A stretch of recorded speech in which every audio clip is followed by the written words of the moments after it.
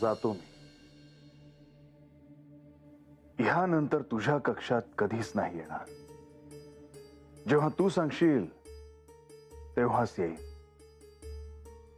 या.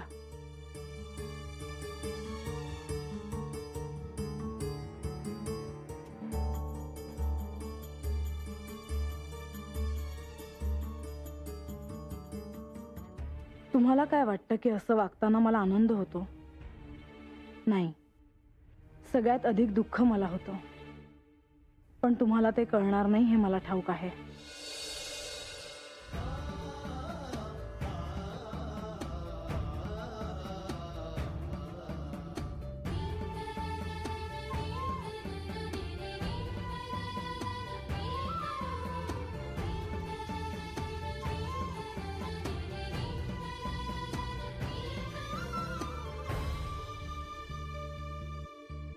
साजतव रागतव आसतव दंग करिती भासतव छंदतव गंधतव धुंद करिती याही जन्मी पुन्हा सजुदे प्रीतीची ही रागिणी.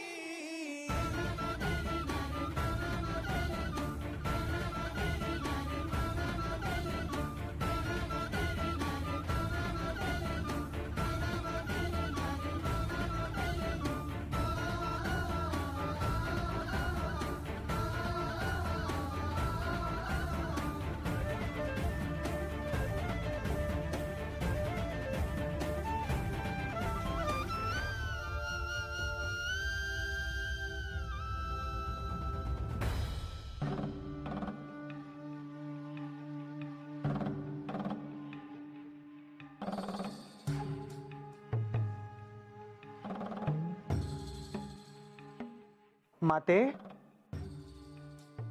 माते,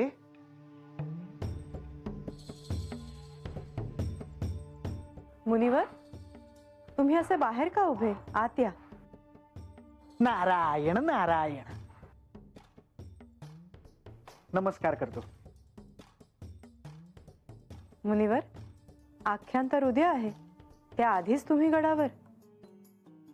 माते, का कुणास ठाऊक मला आज थोडी काळजी वाटत होती. म्हणजे आख्यान होतं की नाही म्हणून म्हटलं आधी जावं आणि पाहावं. मुनिवर, आजपर्यंत मी तुम्हाला काही म्हटलं नाही, परंतु म्हाळसा आणि बानू ह्या दोघींनाही तुमच्या आख्यानातून स्पष्ट काहीतरी हाती लागायला हवं. होय माते, माझा तसाच प्रयत्न आहे. तुम्ही प्रयत्न करत नाही असं माझं म्हणणं नाही, परंतु आता अधिक प्रयत्न करायला हवे. निर्णायक गोष्टी घडायला हव्या, अन्यथा ह्या सगळ्याला काही अर्थच उरत नाही. हो माते, आपण जे म्हणता आहात ते मला पटतं आहे. हो ना, मग ते अंमलात आणा. माते, मी आपल्याला एक शंका विचारू का? विचारा. श्री म्हाळसा देवींना आधीच सत्याचे ज्ञान झाले आहे का?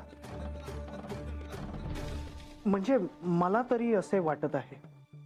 मला नाही तसं वाटत, परंतु त्या सत्याच्या अतिशय जवळ आहे. बानूची देखील अशीच प्रगती झाली असती तर मला आवडलं असतं, परंतु तुम्ही त्याकडे लक्ष दिलेलं दिसत नाही. नाही माते, मी प्रयत्न केले नाहीत असे नाही, परंतु परिणाम आपल्या हातात नाहीत. मी समजू शकते. ज्या क्षणी म्हाळसा देवींना कळेल की श्री खंडेरायांनी त्यांच्याशी आणि बानूशी विवाह का केला, त्या क्षणी साऱ्याचं प्रेमात रूपांतर होईल. परंतु बानूला हे सगळं कसं कळणार? नारायण नारायण.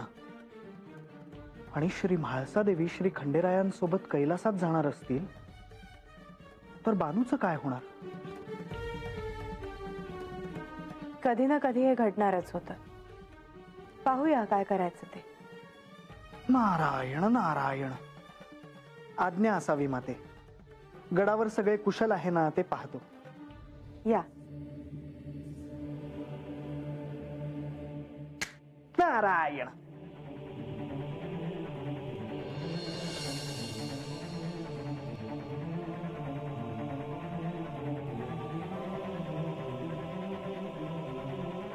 आता तर सर्व काही सांगून झाले आहे, परंतु जर ध्यान नसेल तर सत्य कसे कळेल?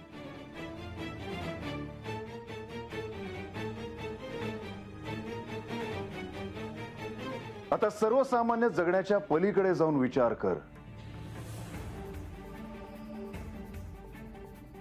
तू शिवमय झाली आहेस, परंतु इच्छा असून देखील अजून सुद्धा तू शिवाला प्राप्त करू शकली नाहीस.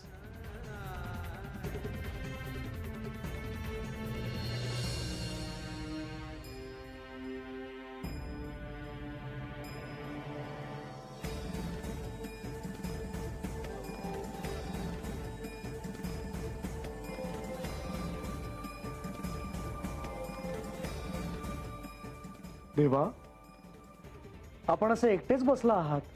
होय. काय झालं? काही नाही.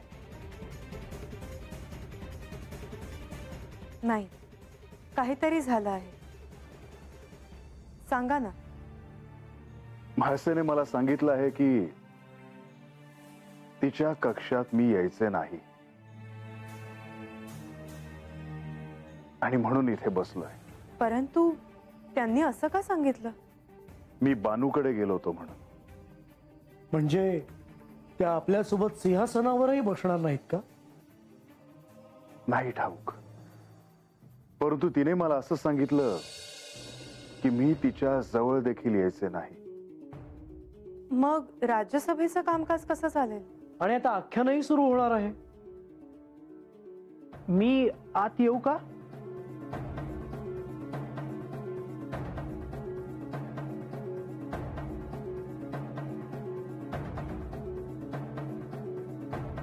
प्रणाम देवा.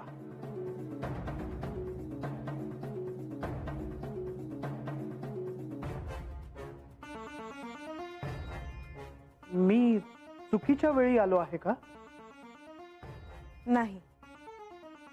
माते, आपण मला जे सांगितलेत त्याचा मी विचार केला.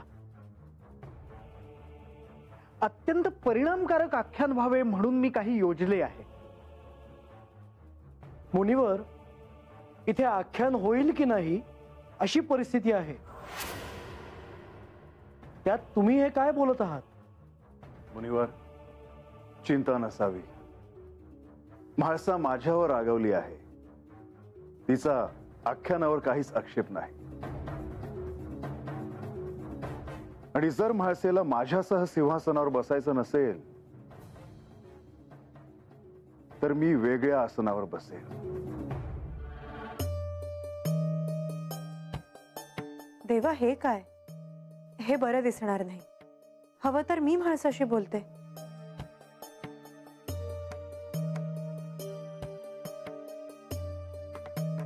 इथे सगळ्यांचीच भेट झाली. म्हाळसा, बरं झालं तुम्ही आलात. देवी, हे काय ऐकतोय आम्ही? मुनिवर, काय झालं? आपण काय ऐकले मुनिवर?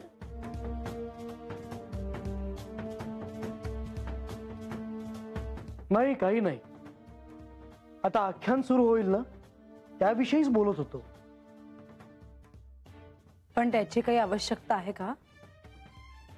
मी एकांतात राहायचा विचार करते आहे. आपणच मला तसे सुचवले होते. हो, परंतु म्हाळसा, जर तुला एकांत हवा असेल तर आपण गडावर तशी व्यवस्था करू. नाही, मला इथे एकांत मिळणार नाही. देवी, मला असं वाटत आहे की आपण जो निर्णय घेतला आहे त्याविषयी आपण आख्यान झाल्यानंतर ठरवू. ह्या क्षणी मला साधनेसाठी एकांत हवा आहे. मी ठरवल्याप्रमाणे एका मासात मला सत्य समजून घ्यायचे आहे आणि त्याची घोषणा करायची आहे. ती घटना काही दिवसात घडू शकते किंवा काही दिवसानंतर. प्रधानजी, तशी व्यवस्था करावी. मग मी काय करावे? म्हणजे मी थांबू की जाऊ? हा निर्णय आपण घ्यावा मुनिवर. जर काही शुभ घडणार असेल तर माझी याला अनुमती आहे.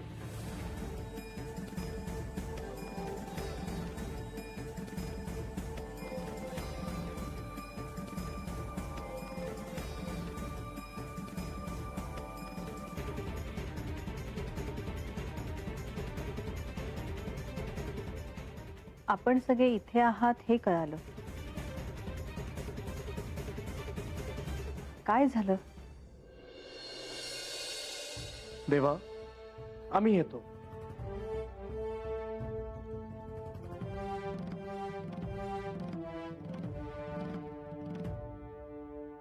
मीही येतो.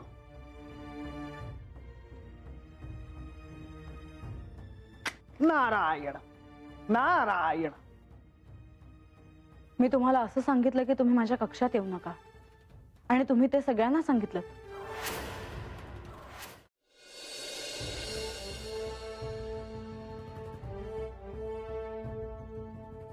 मला सांगणं भाग पडलं.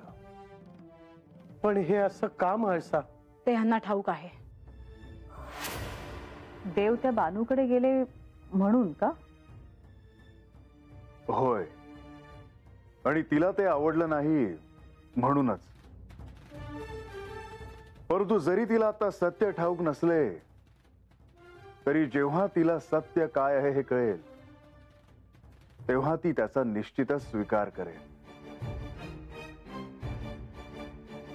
आणि मग कोणतेच प्रश्न राहणार नाही. त्यांची स्वतःहून गळाभेट झालेली पाहाल. मी आणि तिची गळाभेट या जन्मात तरी ते शक्य नाही. पूर्वजन्मात ती माझी कोणीही असली तरी. म्हाळसा, हे शब्द ध्यानात ठेव. नक्कीच. तुम्हा दोघांमध्ये हा जो वाद आहे तो पाहवत नाही म्हाळसा.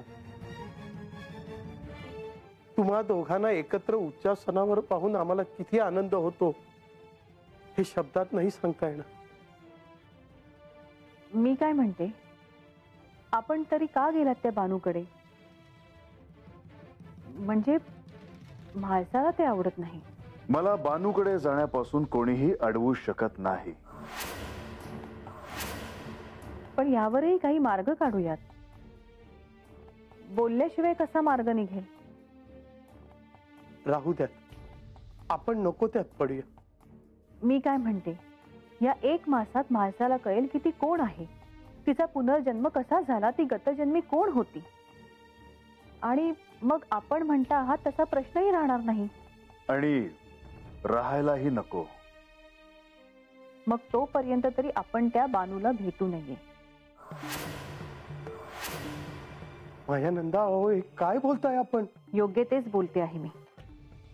देवा, आजवर आम्ही काहीच मागितले नाही.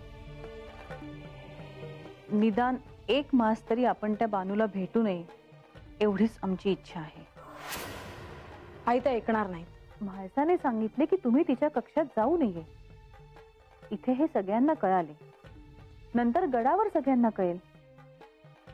हे बरं दिसत नाही. म्हणून म्हणते की काही दिवस तरी तुम्ही त्या बानूकडे नाही गेलात तर नाही चालणार का? तुम्हाला जर असं वाटत असेल की केवळ ह्यानेच जर हा प्रश्न सुटत असेल तर मी 1 मास बानूकडे जाणार नाही. झालं तर मग म्हाळसा, तू आता निश्चिंत राहा. आता तुम्ही माझ्या कक्षात येऊ शकता. आपण देवांना असं बंधनात टाकणं मला आवडलेलं नाहीये. जे झालं ते अगदी योग्य झालं. आम्ही येतो.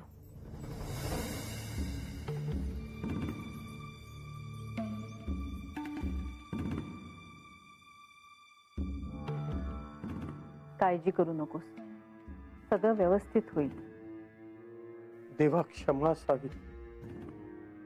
येतो आम्ही. चला.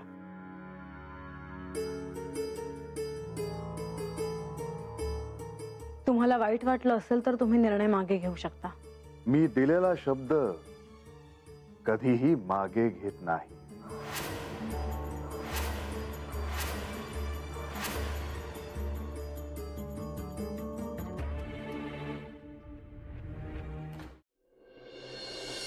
रंग्या, मी आतमध्ये चालले आहे, दार लावून घे आणि वाईच पडा आता. बर. बाहेर कुणी नाही ना हे बी बघा. आता ह्या येळाला कोण यायला लागलाय तवा? अव दार लावून घ्यायच्या आत बघा जरा. दिव बी मालवून घे. वय ए बानू, ते महाराज यायला लागले ते. ह्या येळेला तो काय अवतान दाटले होतेस का? नाही र. तरी मी सांगत होते आधी बघा म्हणून. दार लावलं असताना महाराज माघारी गेला असतं म्हणजे.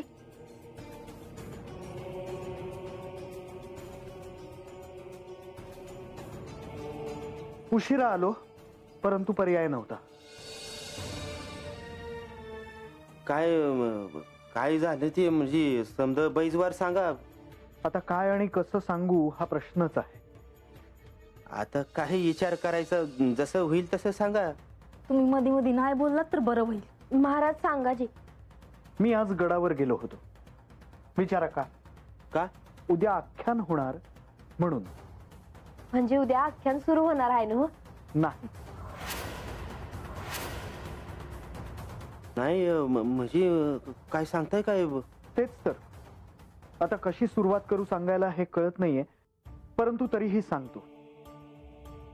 श्री खंडेराय इथून गडावर गेल्यानंतर श्री म्हाळसा देवींनी त्यांना स्मरण करून दिले. कशाचं? देवींनी श्री खंडेरायांना इथे येण्यापूर्वीच सांगितले होते की बानूकडून गडावर गेल्यानंतर श्री म्हाळसा देवींच्या कक्षात जायचं नाही. आणि इतकेच नव्हे तर प्रधानजी आणि सगळ्यांच्यात जेव्हा चर्चा झाली त्यातही हाच प्रश्न होता की श्री म्हाळसा देवी श्री खंडेरायांसोबत सिंहासनावर बसतील की नाही. काय सांगताय सा महाराज? मी खरं तेच सांगतोय. मी नंतर नव्हतो, परंतु जे काही मी श्रवण केलं त्यावरून मी हे सगळं सांगतोय. काय काय केलं महाराज? श्रवण. श्रवण करणे म्हणजे ऐकणे. तर मी असं ऐकलं की श्री म्हाळसा देवींच्या आईंनी श्री खंडेरायांना असे सांगितले की 1 मास श्री खंडेरायांनी बानूकडे जायचं नाही. काय सांगताय साहेब? आणि श्री खंडेरायांनी ते स्वीकारलं. तेव्हा श्री म्हाळसा देवींनी श्री खंडेरायांना त्यांच्या कक्षात येण्याची अनुमती दिली असावी. म्हणजे आता 1 मास मला देव दिसणार नाही तोय? होय. पर असं का केलं म्हाळसाताईंनी? ते मला ठाऊक नाही, परंतु तुला हे ठाऊक असावं म्हणून मी हे तुला सांगितलं. नाहीतर तुला कसं कळलं असतं? म्हणजे आता 1 मास माझी देवांची भेट होत नाही असं म्हणू नकोस. इतक्यात खचून जाऊ नकोस.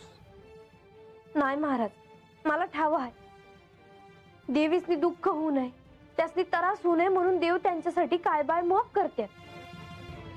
तर देवींच्या मनात माझ्याबद्दल जो राग आहे तो काही केल्या कमी होणार नाही. परंतु एक आहे, उद्या जे आख्यान होणार होते ते आता होणार नाही. म्हणजे म्हाळसा देवीने नक्कीच काहीतरी ठरवलं आहे. तू अगदी योग्य बोलतोयस रंगा. म्हणजे एक आहे, माझे आता हात जास्त दिस नाही राहिले. असं नाही बानू. श्री म्हाळसा देवींच्या दृष्टीने त्यांच्या समोर एकच ध्येय आहे, आणि ते म्हणजे आजवर घडलेल्या गोष्टींची उत्तर शोधणं. आणि तू मात्र सगळ्याचा विचार करत बसतेस. महाराज म्हणतात तसं तुम्ही काळजी नका करू जी. मग आपण आपलं काम करायचं काय? आधी माझ्या आराध्यांनी सांगितलं ते तरी कार्य कर. जी. निराश होऊ नकोस. श्री खंडेराय तुझ्या पाठीशी आहेत. चिंता नसावी. येतो मी. शांत झोपा.